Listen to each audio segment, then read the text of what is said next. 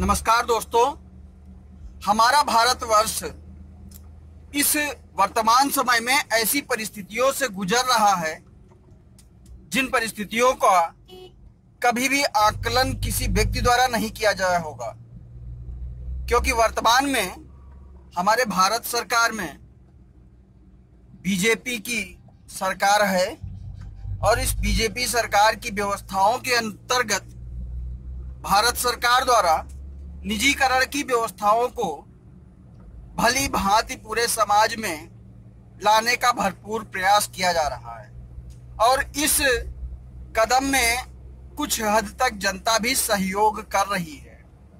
लेकिन अगर सही मायने में देखा जाए तो क्या ये निजीकरण होना सही है? विचार करने वाली बात है। दूसरी तरफ अगर हम देखें तो हमारे समाज की वर्तमान जो आर्थिक व्यवस्थाएं हैं या आर्थिक स्थिति है इतनी कमजोर हो गई है कि हर मानव अपने आप में स्टैंड कर पाने में बहुत ही असमर्थ सा महसूस कर रहा है। ऐसा इसलिए होता है क्योंकि हमारे भारतीय प्रधानमंत्री माननीय श्री नरेंद्र मोदी जी द्वारा निजीकरण की व्यवस्थाओं के साथ साथ आत्मनिर्भरता को भी बढ़ावा दिया जा रहा है। निश्चित रूप से हर मानव को आज के जमाने में आत्मनिर्भर होना चाहिए, लेकिन क्या आत्मनिर्भर होने के बाद हमारे जो समाज में निजीकरण की व्यवस्था है यह लांच होने में सहयोग करती है या हमें परेशान करने का कारण बनती है? इसका एक छोटा सा सिंपल सा उदाहरण है कि यदि हम किसी भी वस्तु को निर्माण के रूप में लाते हैं या आत्मनिर्भरता के माध्यम से स्वयं के द्वारा उसको बनाते हैं तो वह हमारे जो मार्केट है या बाजार है इसमें वह बहुत ही कम मुद्रा में आकलित होती है या बिक्री होती है, जबकि उसी जगह पर निजीकरण के द्वारा जो कंपनियां जिस प्रोडक्ट को मार्केट में लॉन्च करती हैं वह महंगे से महंगे दामों में बिक्री होती है। बहुत ही सीधा सा उदाहरण है, जो होली वगैरह में जिस चिप्स का इस्तेमाल हम लोग करते हैं अगर उसको घर पे बनाकर बिक्री किया जाएगा तो मार्केट में किलो के भाव में जाएगा, वो भी 25-30 रुपए किलो,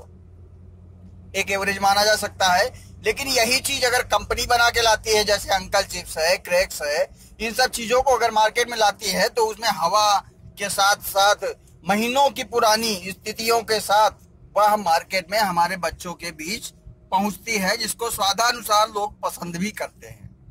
तो ऐसा क्यों होता है कि हमारे द्वारा जो आत्मनिर्भरता से बनाया हुआ सामान है वह कम रेट पर, जबकि निजीकरण की व्यवस्थाओं में वही सामान भारी मात्रा में भारी मुद्रा में बिक्री तो होता है, लोग निजीकरण को पसंद भी करते हैं। तो हमारे समाज के बीच में जो आत्मनिर्भरता का आकलन शुरू हुआ है, इस आकलन को मद्देनजर रखते हुए नरेंद्र मोदी जी द्वारा जो निजीकरण की व्यवस्था की जा रही है या कंपनियों को बढ़ावा दिया जा रहा है, यह कहीं हद तक गलत है। मेरे हिसाब से अगर निजीकरण की व्यवस्थाएं हैं तो आप उन तरीके की व्यवस्थाओं में लॉन्च कर सकते हैं निजीकरण जो यातायात संबंधी हैं, या फिर जो कंपनियां हमारे समाज में जो प्रोडक्ट लेके आ रही हैं इन प्रोडक्टों को बंद किया जाना चाहिए, क्योंकि निजीकरण के होने पर इस तरीके की व्यवस्थाएं नई समाज को आकलित कर सकती है। हमारे समाज में अगर आत्मनिर्भरता का प्रयोग किया जाएगा तो निश्चित रूप से पूर्ण रूप से हमारा भारतीय समाज स्वस्थ हो सकता है। लेकिन अगर सोचा जाए कि निजीकरण की कंपनियों के थ्रू भारतीय समाज का स्वास्थ्य बहुत अच्छा हो, इम्यूनिटी पावर बहुत अच्छा हो, तो बहुत ही मुश्किल है। मेरे हिसाब से आत्मनिर्भरता की वस्तुओं को हम सभी को सुचारू रूप से अपने जीवन में उतारना चाहिए। निजीकरण की व्यवस्थाओं को खिलाफत करते हुए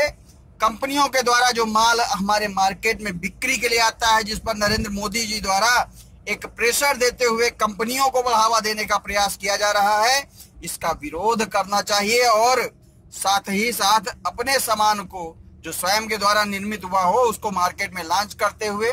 आत्मनिर्भरता के प्रोग्राम को अपने आप में उतारते हुए समाज में लाना चाहिए। यही सही है। और बाकी का जो निजीकरण का व्यवस्थाएं हैं ये तो निरंतर गलत है ही। हमारे भारतीय समाज में ऐसी व्यवस्थाओं का आना दुर्भाग्य का विषय बन चुका है, जिससे हमारा पूरा भारतवर्ष इस समय ग्रसित हो चुका है, ठीक उसी तरीके से जैसे कोरोना